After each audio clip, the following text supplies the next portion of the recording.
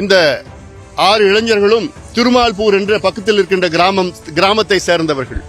இந்த 6 நபரில் ஒரு நபர் விசிகேவை சார்ந்தவர், விசிகே உடைய உறுப்பினர், மற்றவரெல்லாம் விசிகே உடைய ஆதரவாளர்கள். இது தொடர்ந்து நடந்து கொண்டிருக்கின்ற சம்பவங்கள். இது ஏதோ அரசியல் ஆதாயத்திற்காக, அரசியல் லாபத்திற்காக தேர்தல் நேரத்தில் ஓட் கன்சாலிடேஷன். என்ன கன்சாலிடேட் பண்ண என்ன பண்ண போறீங்க?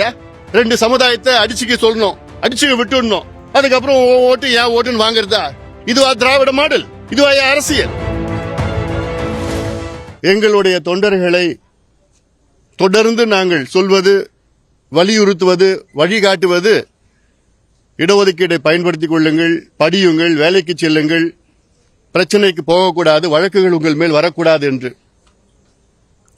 ஆனால் ஒரு சில இயக்கத்தின் தலைவர்கள் எல்லாம் அவர்கள் தொண்டர்களை அத்துமீறு, அடங்கமறு, அடி, திருப்பி அடி, இது போன்று அது போன்று வெட்டு, இப்படியெல்லாம் சொல்லுகின்ற தலைவர்கள் எல்லாம் பார்த்து கொண்டுதான் இருக்கின்றோம். இதனால்தான் தமிழ்நாட்டிலே சட்டம் ஒழுங்கு கெட்டு இப்படி ஒரு கொடூரமான சம்பவம், பெட்ரோல் ஊத்தி கொளுத்துகின்ற ஒரு சம்பவம் தமிழ்நாட்டிலே.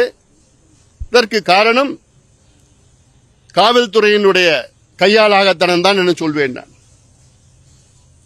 இந்த 6 இளைஞர்களும் திருமால்பூர் என்ற பக்கத்தில் இருக்கின்ற கிராமத்தை சேர்ந்தவர்கள்.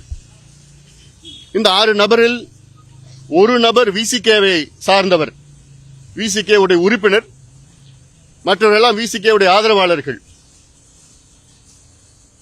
இது சோசியல் மீடியால நம்ம பார்த்திருக்கிறோம். அதே வேளையில் காவல்துறை இது தெரிந்தும், அதனால் அந்த கிராமத்தில், திருமால்புரம் என்ற கிராமத்தில் ஒரு சில நபர்கள் அங்கே தொடர்ந்து கஞ்சா விற்பதும் சமூக விரோத செயலில் ஈடுபடுவதும் தான் அவருடைய வாடிக்கை. இது காவல்துறை தெரிஞ்சுதான் நடக்குது. இந்த இளைஞர்களும் 6 இளைஞர்களும் கஞ்சா அடிச்சுதான் இந்த சம்பவத்தை செய்திருக்கின்றார்கள்.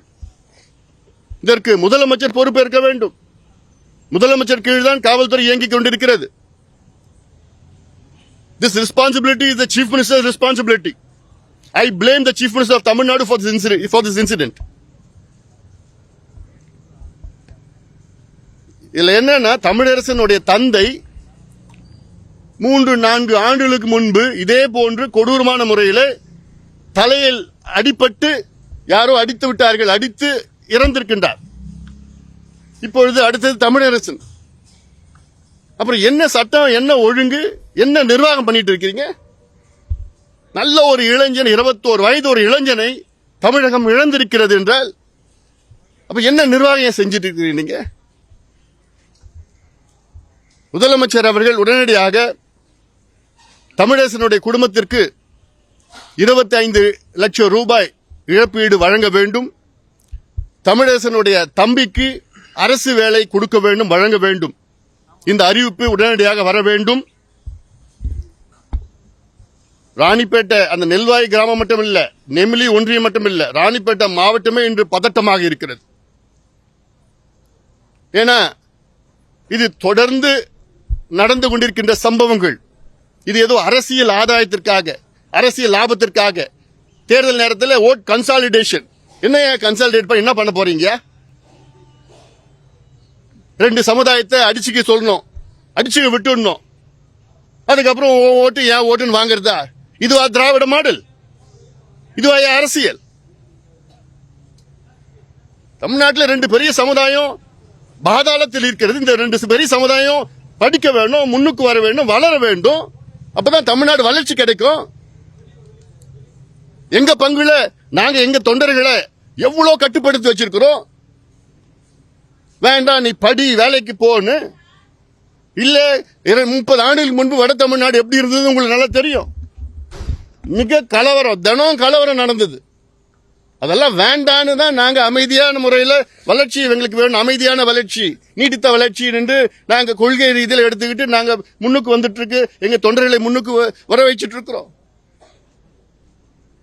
மீண்டும் நான் சொல்றேன், முதலமைச்சருக்கு இது போன்ற சம்பவங்கள் இனி நடக்கக்கூடாது. காவல்துறை கடுமையான நடவடிக்கைகள் எடுக்கணும். ஈடுபட்ட அத்தனை பேரும் குண்டர் சட்டத்தில் அடைக்கப்பட வேண்டும். இந்த குடும்பத்திற்கு இழப்பீடு கொடுக்கணும், அரசு வேலையை கொடுக்கணும்.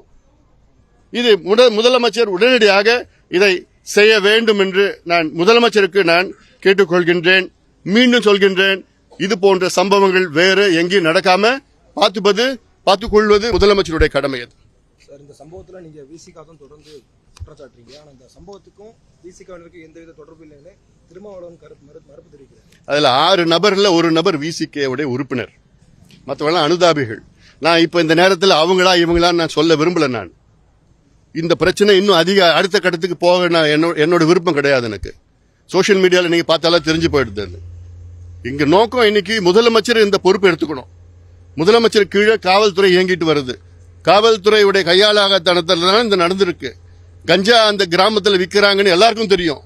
சமூக விரோத செயலில் ஈடுபட்டு கொண்டிருக்கிறாங்க எல்லாருக்கும் தெரியும். கள்ளச்சாராயம் வித்துட்டு இருக்காங்க எல்லாருக்கும் தெரியும். காவல்துறைக்கு தெரியாம விற்க முடியுமா? ஒரு கட்டுப்பாடு இல்லாம அங்க இருக்கிற ஒரு பயம் இல்லாம ஒரு சூழல் இருக்கிறது. தமிழரசனுடைய தந்தையும் இதே சூழலில் தான் தாக்கப்பட்டு கொலை செய்யப்பட்டிருக்கின்றார். அப்புறம் என்ன நியாயம் இருக்குதுங்க? என்ன நிர்வாகம் நடந்துட்டு இருக்குதுங்க?